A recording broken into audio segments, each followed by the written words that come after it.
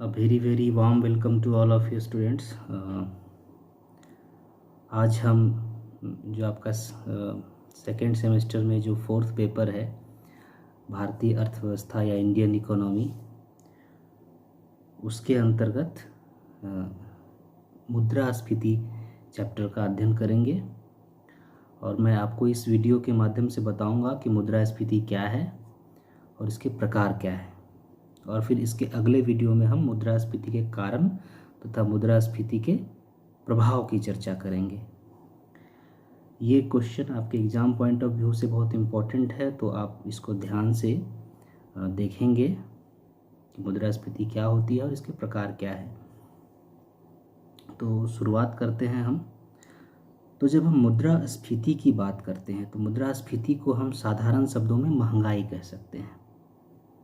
जो सरल शब्द है उसमें हम मुद्रास्फीति को महंगाई कहते हैं।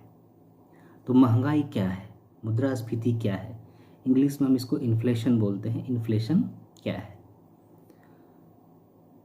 तो आप इसको मैं बाद में बताऊंगा कि किस तरह से इसको परिभाषित किया है अलग अलग अर्थशास्त्रियों, लेकिन साधारण शब्द में आप इसको जान लीजिए कि महंगाई या मुद्रास्फीति वो फेनोमेनन है जिसमें कि कीमत में लगातार वृद्धि हो रही है। There is a consistent rise in the prices of goods and services. तो जब वस्तुओं की कीमत में लगातार वृद्धि होती है तो उस अवस्था को हम महंगाई या मुद्रास्फीति कहते हैं। अगर कोई सडन स्पाइक होता है, अगर कोई अचानक से इंक्रीज कर जाता है किसी वस्तु का कीमत, तो उसको हम महंगाई नहीं कहेंगे।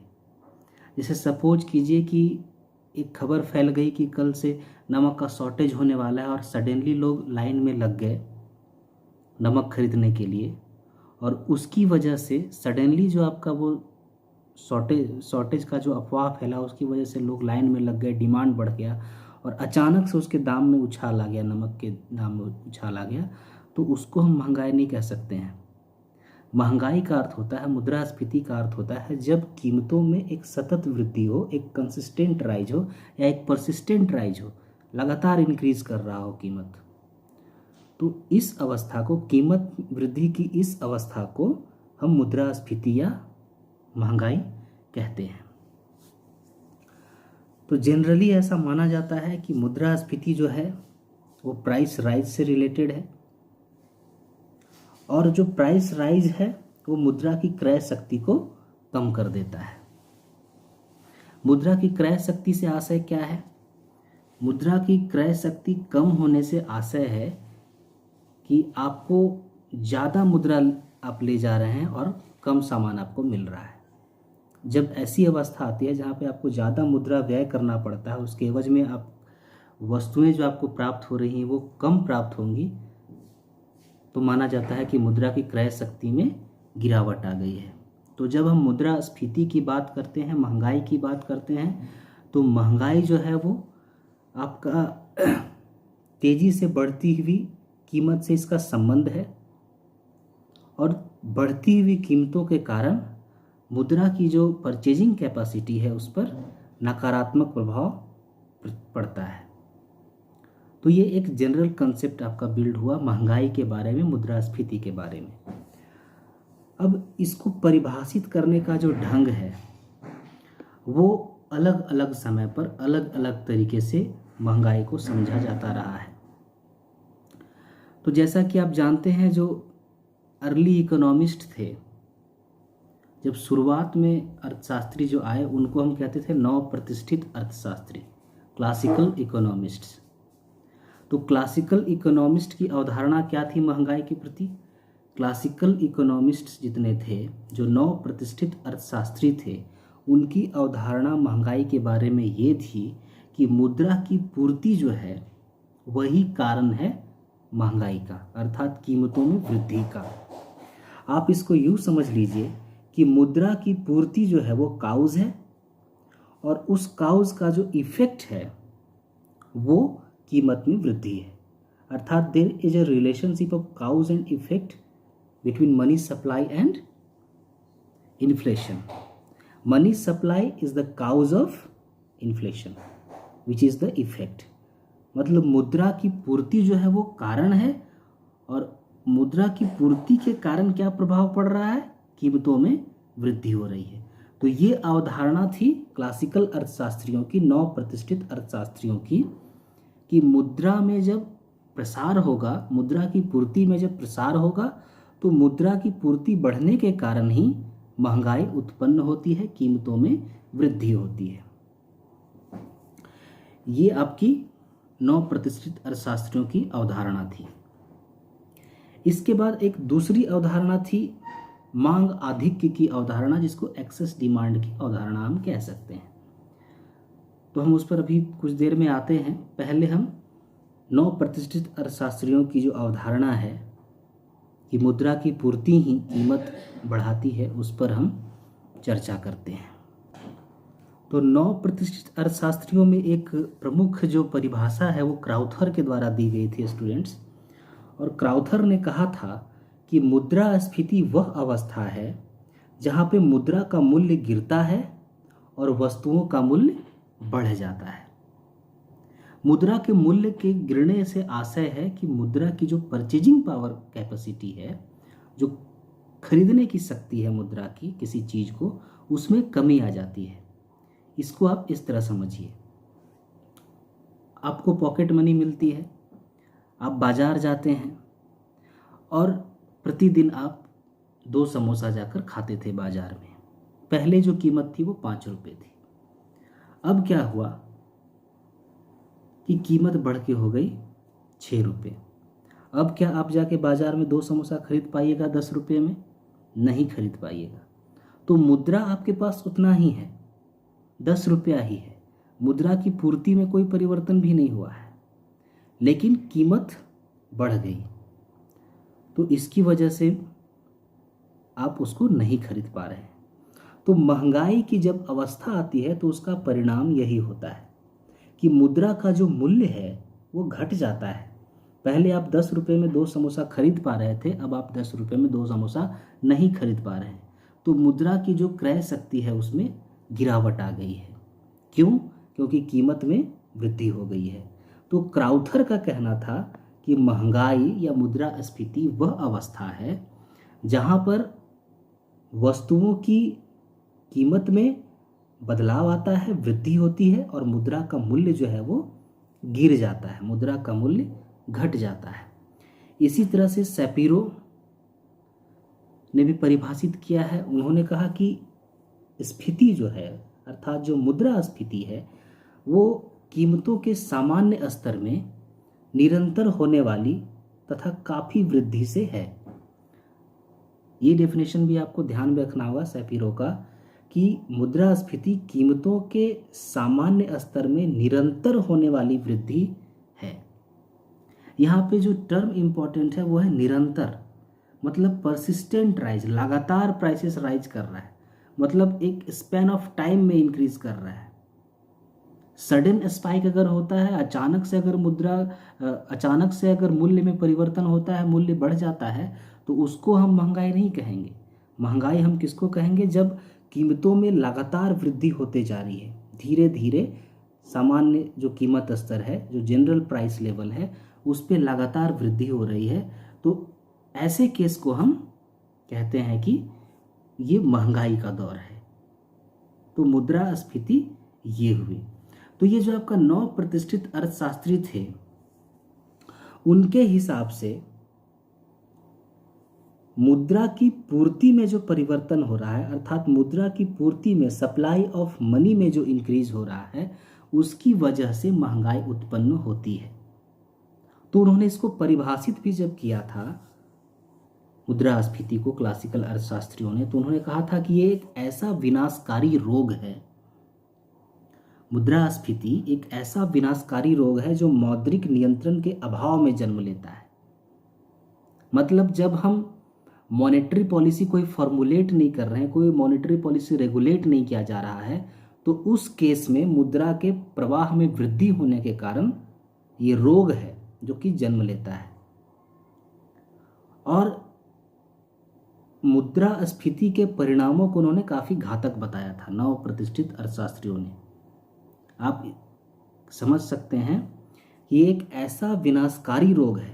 उनके हिसाब से, नव प्रतिष्ठित अर्थशास्त्रियों के हिसाब से मुद्रास्फीति एक ऐसा विनाशकारी रोग है जो मौद्रिक नियंत्रण के अभाव में जन्म लेता है और जिसके परिणाम स्वरूप व्यापार जो है वो खोखला हो जाता है। यह बाजारों में तबाही मचा देता है और समझदार व्यक्तियों तक का वित्तीय विनाश करके रख देता है। तो बहुत एक्सट्रीम परिभाषा दिया उन्होंने, मुद्रा के प्रभाव का उन्होंने बहुत एक्सट्रीम परिभाषा दिया है। तो ये एक अप्रोच है नव प्रतिष्ठित अर्थशास्त्रियों का, जिनके हिसाब से मुद्रा की पूर्ति के कारण महंगाई उत्पन्न हो रही है। एक दूसरा अप्रोच भी है और ये अप्रोच कहता है कि ठीक है, मुद्रा की पूर्ति तो जिम्मेदार है ही महंगाई लाने में, लेकिन इसके अतिरिक्त मांग में अधिकता भी जिम्मेदार है। डिमांड में जो इंक्रीज हो रहा है वो भी जिम्मेदार है।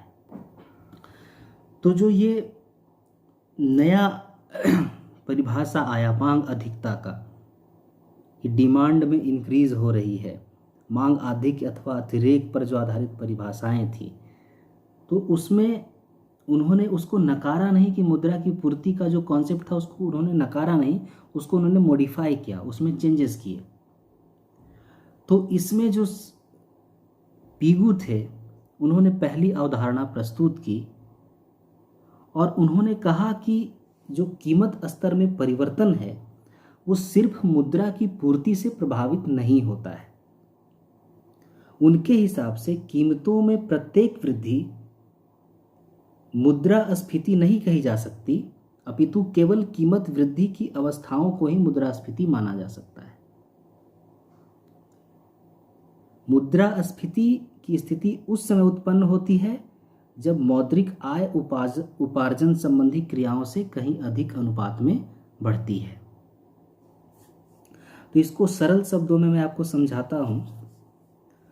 सपोज कीजिए कि जब मुद्रा का उत्पादन स्थिर है, जब उत्पादन की मात्रा स्थिर है और मौद्रिक आय बढ़ रही है, मतलब आपके पास अब इनकम ज़्यादा हो गया है, मॉनेटरी इनकम आपके पास ज़्यादा हो गया है, लेकिन प्रोडक्शन में इंक्रीज नहीं हो रहा है। जब आपके पास पैसा ज़्यादा हो जाएगा, आपके हाथ में पैसा ज़्यादा आ जाएगा, तो आप क्या करेंगे? आप वस्तुओं की डिमांड करेंगे, वस्तुओं की मांग करेंगे। आपकी अंदर जो इच्छाएं हैं दबी हुई चीज़ों को खरीदने की, आपके हाथ में पैसा आ जाएगा तो आप वो पूरा करना चाहेंगे। तो एक केस ऐसा है जहाँ पे उत्पादन की मात्रा स्थिर है और मौद्रिक आय बढ़ रही है आपकी, तो मुद्रा की पूर्ति बढ़ी है, इसी के कारण आपकी मौद्रिक आय बढ़ी है, लेकिन वो डायरेक्टली रिस्पॉन्सिबल नहीं है। मुद्रा जो है, मुद्रा की पूर्ति बढ़ी और उसकी वजह से आपकी मौद्रिक आय बढ़ी। मौद्रिक आय बढ़ रही है, लेकिन उसका इम्पैक्ट तब पड़ रहा है जबकि उत्पादन स्थिर है। मतलब आप जो डिमांड कर रहे हैं, तो उस डिमांड के अनुपात में, उस डिमांड के रिस्पेक्ट में उत्पादन नहीं हो पा रहा है। उत्पादन स्थिर है, पहले भी 10 यूनिट का ही उत्पादन हो रहा था। सपोज कीजिए कि यंग एज में मोबाइल का बहुत क्रेज है, अगर आपके हाथ में पैसा आ जाए आज 10,000 रुपया, तो आप चाहिए कि हम बाजार जाके खरीद लें 8,000 का मोबाइल। अब सपोज कीजिए कि बहुतों के पास पैसा आ गया, सरकार ने किसी स्कीम के तहत आपको 10,000 रुपये दे दिए सभी को, सभी स्टूडेंट्स को, तो आप सब मोबाइल खरीदना चाहिएगा। अब मानिए कि ऐसी स्थिति आती है जहां पे कंपनी मोबाइल का प्रोडक्शन को इंक्रीज ही नहीं कर रही है।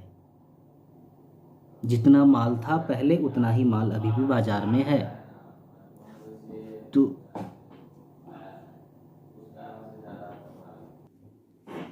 तो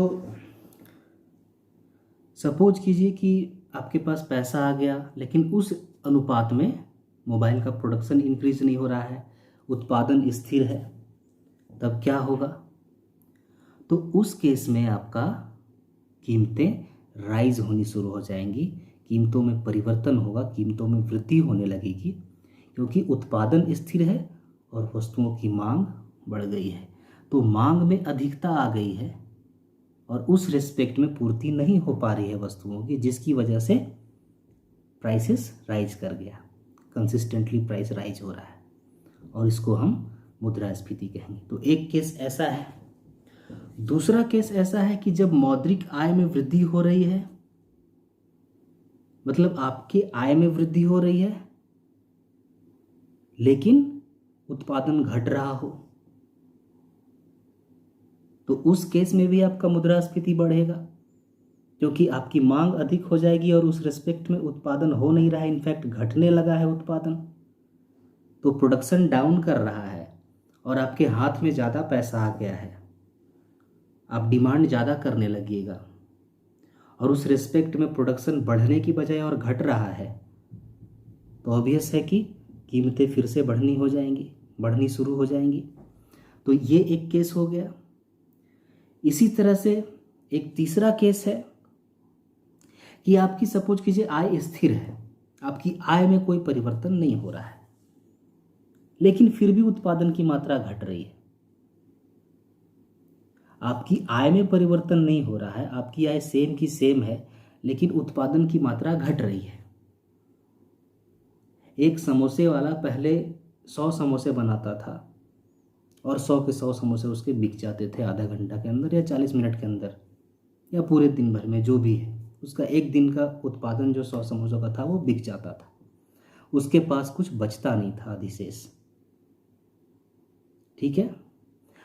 जो कस्टमर है, खाने वाला, उसकी आय में कोई परिवर्तन नहीं हुआ है, उसके पास जितना पैसा था वो अभी भी उतना ही पैसा है।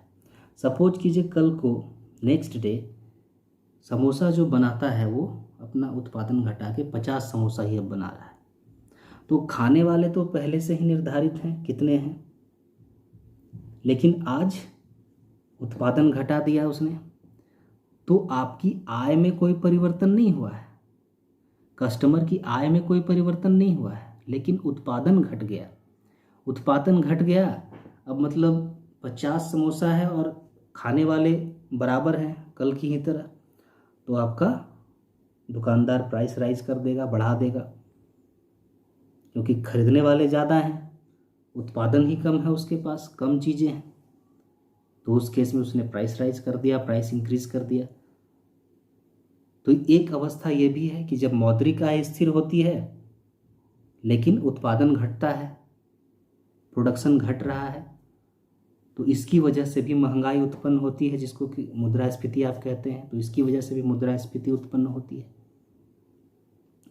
चौथा केस है कि जब मौद्रिक आय भी आपकी बढ़ रही है और उत्पादन भी बढ़ रहा है, मौद्रिक आय में भी वृद्धि हो रही है, आपके इनकम में भी वृद्धि हो रही है, at the same time production में भी वृद्धि हो रही है, लेकिन आपकी मौद्रिक आय की वृद्धि ज़्यादा है प्रोडक्शन के वृद्धि से, तो इस केस में भी मुद्रास्फीति की परिस्थिति उत्पन्न हो जाएगी, क्योंकि आपकी आय ज़्यादा तेज़ी से बढ़ रही है और प्रोडक्शन बढ़ तो रहा है लेकिन उतनी तेज़ी से नहीं बढ़ पा रहा है। इसी प्रकार एक परिस्थिति यह भी है कि जब मौद्रिक आय और उत्पादन दोनों घट रहा है लेकिन उत्पादन तेजी से घट रहा है, मौद्रिक आय उत्पादन की तुलना में कम तेजी से घट रहा है, तो इस परिस्थिति में भी मुद्रास्फीति की परिस्थिति उत्पन्न हो जाएगी। तो एक और अप्रोच है केन्स का। केन्स ने भी मांग की अधिकता के आधार पर ही मुद्रास्फीति को परिभाषित किया है।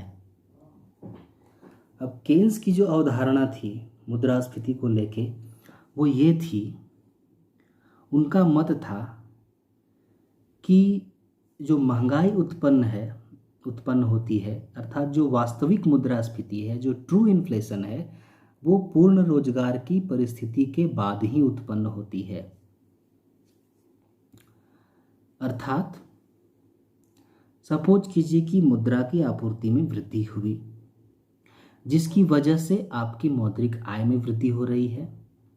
लेकिन केन्स का मत था कि जब तक पूर्ण रोजगार की परिस्थिति अर्थव्यवस्था में उत्पन्न नहीं होती है, पूर्ण रोजगार से आशय है कि हर वो व्यक्ति जो काम करना चाहता है उसको रोजगार मिल जा रहा है। जब पूर्ण रोजगार की हम बात करते हैं तो पूर्ण रोजगार का अर्थ होता है कि जो प्रिवेलिंग वेज रेट है मार्केट में, जो तय किया गया मजदूरी स्तर है, उस पर अगर आप काम करने को इच्छुक हैं तो आपको काम मिल जाएगा।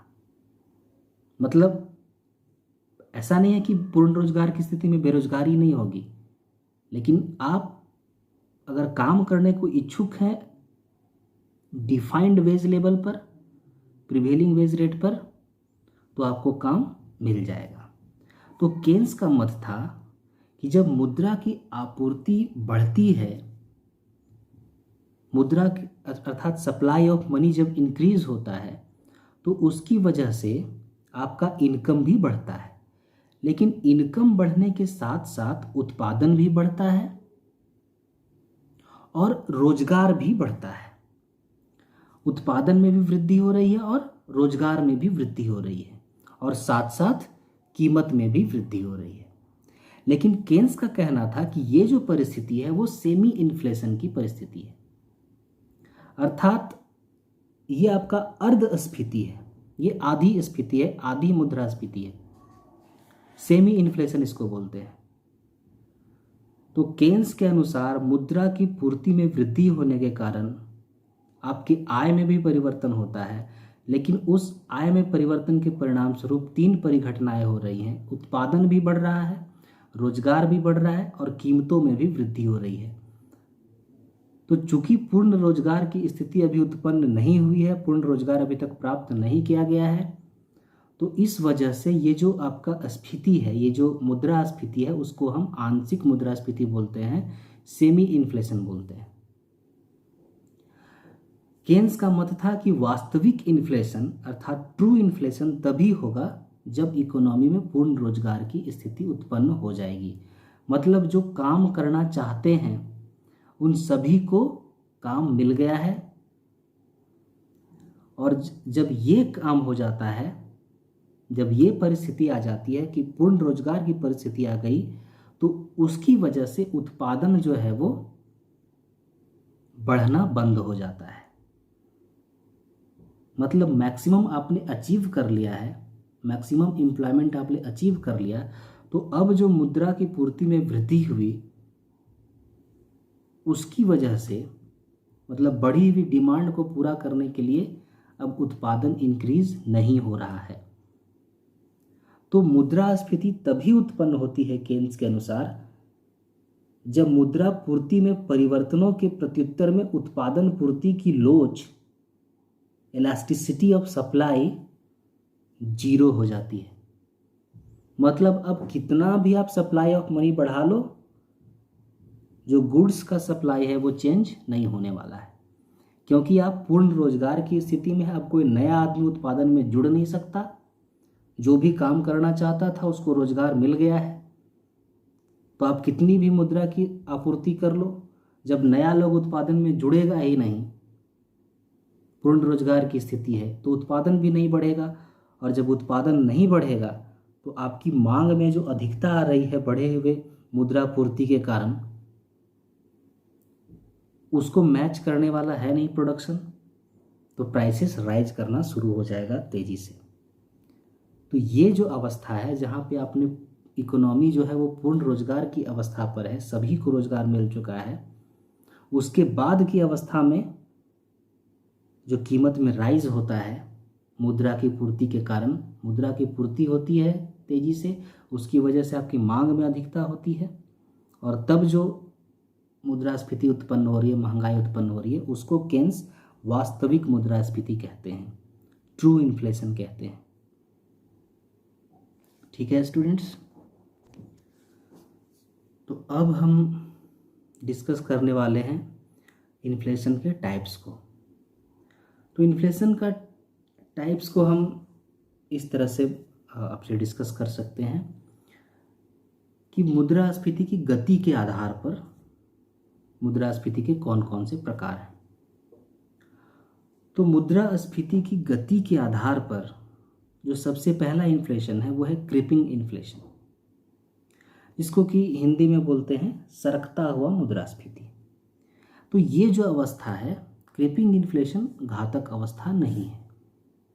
इसमें महंगाई बढ़ती है लेकिन बहुत धीरे धीरे बढ़ती है, रेंगती हुई बढ़ती है, सरकती हुई बढ़ती है, तेजी से नहीं बढ़ रही है। तो जहाँ पे मुद्रास्फीति बहुत धीरे धीरे बढ़ती है, क्रीपिंग इन्फ्लेशन 2 to 3% के आसपास रेट है, तो उसको बोलते हैं सरकती हुई मुद्रास्फीति या क्रीपिंग इन्फ्लेशन। उसके बाद है आपका वॉकिंग इन्फ्लेशन, चलती हुआ या चलता हुआ महंगाई दर। जैसे सपोज कि कोई बच्चा है वो सरकता है, तो कैसे सरकता है? जब वो चलना नहीं सीखता है, जब वो सरकता है तो धीमे धीमे वो बढ़ता है। जब वो चलना सीख जाता है तो थोड़ा तेज चलता है। तो उसी तरह से इन्फ्लेशन में पहले आपका सरकता हुआ महंगाई है 2 to 3% का, धीरे धीरे बढ़ रहा है, 0 से 2% के बीच में बढ़ रहा है। फिर आपका चलता हुआ इन्फ्लेशन है, वॉकिंग इन्फ्लेशन। इसमें थोड़ा सा इन्फ्लेशन में वृद्धि होती है, मतलब इन्फ्लेशन रेट में थोड़ा सा वृद्धि हुआ, 4% के आसपास की अवस्था से ये बढ़ना शुरू हो गया। उसके बाद है दौड़ती हुई मुद्रास्फीति, रनिंग इन्फ्लेशन। इसमें आपका 4% से ऊपर आपका इन्फ्लेशन रेट हो गया, 6% से ऊपर इन्फ्लेशन रेट हो गया, लेकिन अभी भी डबल डिजिट में इन्फ्लेशन आपका नहीं पहुंचा है। तो ऐसी परिस्थिति को हम बोलते हैं रनिंग इन्फ्लेशन या दौड़ती हुई मुद्रास्फीति। अब जो सबसे लास्ट स्टेज है चाल के आधार पर, उसको हम बोलते हैं सरपट दौड़ती हुई मुद्रास्फीति, या इंग्लिश में इसको बोलते हैं हाइपर इन्फ्लेशन। मतलब आपने डबल डिजिट का इन्फ्लेशन प्राप्त कर लिया है, 10% से भी ऊपर की दर से प्राइसेस राइज कर रही है। तो ऐसे परिस्थिति को हम बोलते हैं हाइपर इन्फ्लेशन। तो ये अर्थव्यवस्था के लिए बहुत हानिकारक अवस्था है। अगर हाइपर इन्फ्लेशन आ गया तो आपका इनकम कितना भी इंक्रीज हो रहा है, वस्तुओं का कीमत बहुत तेजी से बढ़ रहा है, तो आपकी वास्तविक आय में वृद्धि फिर शून्य हो जाएगी, निगेटिव हो जाएगी। सपोज कीजिए आपके हाथ में अगर हम एक्स्ट्रा 1000 रुपया दे दें और आपकी जो ज़रूरत की वस्तुएं हैं वो बहुत महंगी हो गई, तो उस बढ़े हुए 1000 रुपये का कोई मोल नहीं रह पाएगा। तो यही अवस्था हो जाती है, हाइपर इन्फ्लेशन की अवस्था हो जाती है। इकोनॉमी के लिए बहुत हानिकारक अवस्था है ये। ऐसा इन्फ्लेशन आपका कहाँ पे आया था? जिम्बाब्वे में आया था। जिम्बाब्वे में एक समय ऐसा आया था, आज से 3-4 साल 5 साल पहले, कि वहाँ पे लोग भर के बोरों में पैसा लेके जाते थे और बदले में सब्जी लेके आते थे या ज़रूरत की चीज़ें लेके आते थे। इस प्रकार से वहाँ पे महंगाई बढ़ गई थी। तो हाइपर इन्फ्लेशन वहाँ पे आ गया था। तो ये अर्थव्यवस्था के लिए बहुत घातक होता है हाइपर इन्फ्लेशन। तो ये आपका स्टूडेंट्स मुद्रास्फीति जो है वो चाल के आधार पर है। तो ये आपका वन ऑफ द टाइप्स हो गया, ये बहुत इंपॉर्टेंट टाइप्स था। इसके अलावा फिर समय के आधार पर भी हम इन्फ्लेशन को डिफाइन कर सकते हैं। शांतिकालीन मुद्रास्फीति बोला जाता है। तो शांतिकालीन मुद्रास्फीति आपका उत्पन्न क्यों होता है? क्योंकि भारी भारी निवेश किया जाता है, मतलब लार्ज अमाउंट इन्वेस्ट किया जा रहा है इकोनॉमी में। तो उसकी वजह से जब लार्ज अमाउंट ऑफ इन्वेस्टमेंट होगा तो वहाँ पे वर्कर काम करेंगे तो उनके हाथ में पैसा आएगा, उनकी आय में वृद्धि होगी। आय में वृद्धि होगी तो उस अनुपात में प्रोडक्शन अगर इंक्रीज़ नहीं हो रहा है तो ऑब्वियस है कि प्राइसेस राइज करेंगे। तो इसको समय के आधार पे पहला जो आपका है वो शांतिकालीन मुद्रास्फीति बोलते हैं, जिसमें नॉर्मली लार्ज इन्वेस्टमेंट के कारण इन्फ्लेशन आ रहा है। अब आपका दूसरा जो है वो युद्धकालीन, मतलब युद्ध की स्थिति में जब युद्ध हो रहा हो राष्ट्रों के मध्य, तो उस केस में भी प्राइसेस राइज कर जाती है। क्यों? क्योंकि गवर्नमेंट बहुत ज़्यादा खर्च करती है। तो गवर्नमेंट जब खर्च कर रही है तो आपके हाथ में पैसा आ रहा है, लेकिन उस अनुपात में प्रोडक्शन इंक्रीज नहीं हो पाता है। वस्तु और सेवा उस अनुपात में नहीं बढ़ पाती है। तो इसकी वजह से एक अंतराल उत्पन्न हो जाता है, आपके हाथ में ज़्यादा पैसा है लेकिन उतना उत्पादन नहीं हो रहा है। तो युद्ध के परिस्थिति में जो इन्फ्लेशन उत्पन्न हो रहा है, युद्ध के समय में जो उत्पन्न हो रहा है, उसको हम युद्धकालीन मुद्रास्फीति कहते हैं। और उसके बाद आपका है युद्धकालीन मुद्रास्फीति के उपरांत, मतलब युद्धोत्तर कालीन मुद्रास्फीति। युद्ध खत्म हो गया, अब युद्ध जब खत्म हो गया तो मुद्रा का मूल्य जो है वो और भी तेज़ी से गिरता है, क्योंकि जो आपका दबा हुआ इन्फ्लेशन था युद्ध के समय, वो युद्ध के बाद और ज़्यादा बढ़ जाता है।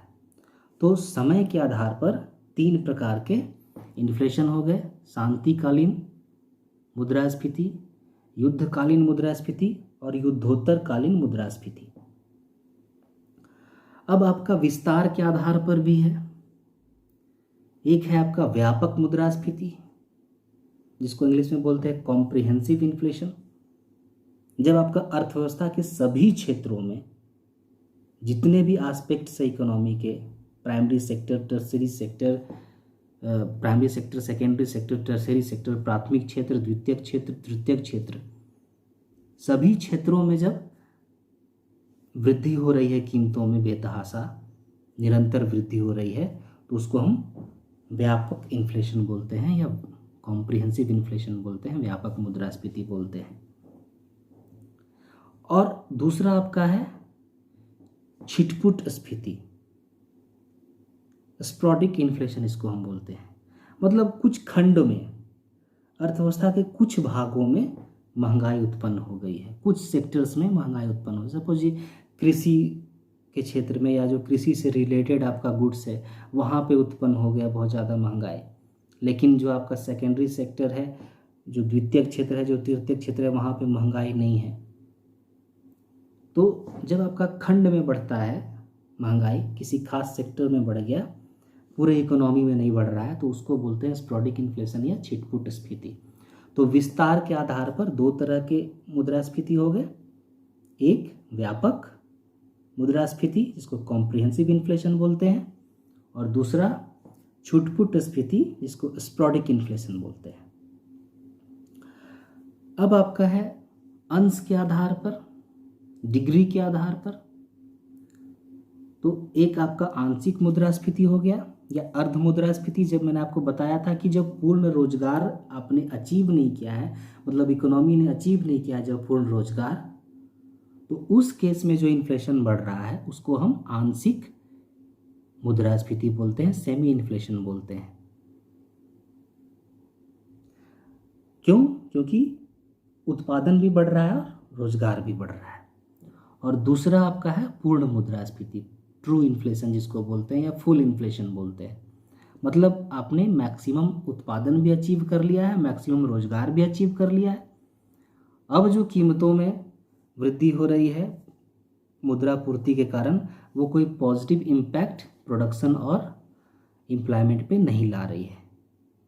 तो उसके बाद जो आपका मुद्रा में मात्रा की वृद्धि के फलस्वरूप जो कीमत में परिवर्तन हो रहा है, जो कीमत में वृद्धि हो रही है, उसको हम ट्रू इन्फ्लेशन बोलते हैं, वास्तविक मुद्रास्फीति बोलते हैं।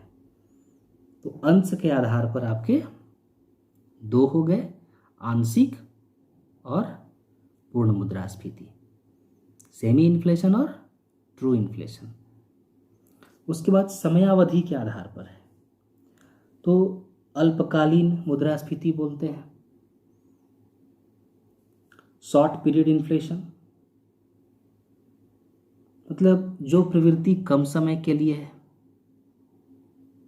जो महंगाई कम समय के लिए है, कीमत में जो वृद्धि हुई है वो कम समय के लिए है, तो उसको हम अल्पकालीन मुद्रास्फीति बोलेंगे। फिर आपका दीर्घकाल मुद्रास्फीति है, मतलब एक लंबे समय के लिए, या समझिए 1 साल से ऊपर। इकोनॉमिक्स में अल्पकाल का मतलब होता है 1 साल से नीचे, 0 से लेकर 364 दिन तक। 364 दिन से ऊपर आपका हो गया तो उसको बोलते हैं दीर्घकाल। तो जो महंगाई आपका 364 दिन से ऊपर चल रही है, एक लंबे समय तक चल रही है उसको हम बोलते हैं लॉन्ग रन इन्फ्लेशन, दीर्घकाल मुद्रास्फीति। और एक है चिरकालीन मुद्रास्फीति, सेक्युलर इन्फ्लेशन। तो ये आपका बहुत लंबे समय तक चलता रहेगा, मतलब 3 साल 4 साल तक महंगाई चलते चली जा रही, जो जिम्बाब्वे का हालात हो गया था। तो उसको हम बोलेंगे कि वहाँ पे सेकुलर इन्फ्लेशन आ गया, मतलब चिरकालीन महंगाई आ गई है जो लगातार चल रही है। तो ये आपका इन्फ्लेशन का टाइप हो गया समयावधि के आधार पर, टाइम के आधार पर। तो इसके अतिरिक्त आपका 2 और टाइप है जो इम्पॉर्टेंट है, वो मैं आपको बता देता हूँ।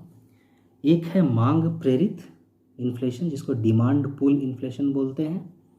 तो डिमांड पुल इन्फ्लेशन जो है वो आपके मांग में वृद्धि के कारण उत्पन्न होता है, मतलब मुद्रा की आपूर्ति बढ़ती है, मुद्रा की आपूर्ति बढ़ने के कारण आपकी आय बढ़ रही है, और उस बढ़े हुए आय के कारण जो महंगाई उत्पन्न हो रही है उसको हम डिमांड पुल इन्फ्लेशन बोलते हैं।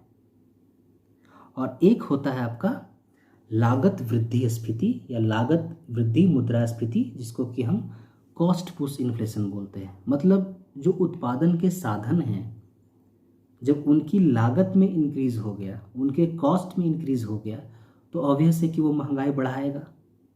जो प्रोड्यूसर है, कोई सामान अगर प्रोड्यूस कर रहा था और जो रॉ मटेरियल्स हैं, जो सामान बनाने में उसको खरीदना पड़ता है, उसके पीछे रॉ मटेरियल्स, उसकी कॉस्ट में अगर इंक्रीज होता है, उसकी लागत अगर बढ़ जाती है, तो ऐसे परिस्थिति में अपने पैकेट से तो देगा नहीं। तो वो जो आपका कॉस्ट इंक्रीज कर गया उसके प्रोडक्शन में, उसके वजह से जो महंगाई उत्पन्न होती है उसको हम बोलते हैं कॉस्ट पुश इन्फ्लेशन। तो ये भी आपका टाइप है इन्फ्लेशन का। तो ये मैंने आपको बता दिया अभी तक कि मुद्रास्फीति क्या है, मुद्रास्फीति के प्रकार क्या है। तो ये क्वेश्चन आपका एक आ सकता है, मुद्रास्फीति जो है वो क्यों उत्पन्न होती है, इसके रीजन्स क्या क्या हैं, ये मैं आपको नेक्स्ट वीडियो में बताऊंगा। और मैं उसी वीडियो में आपको बताऊंगा कि मुद्रास्फीति के प्रभाव क्या हैं, किस तरह के प्रभाव पड़ते हैं। वो भी आपका इम्पॉर्टेंट लेक्चर होगा, तो उसको आप मिस नहीं कीजिएगा, क्योंकि ये दोनों को जो आपका पोर्शन है उसको मिला के आप तय मान के चलिए कि एक प्रश्न आना ही आना है। तो आप बिल्कुल ध्यान देंगे इस पर और कोशिश करेंगे कि पूरा वीडियो को अच्छे से देखें और समझें। ठीक है।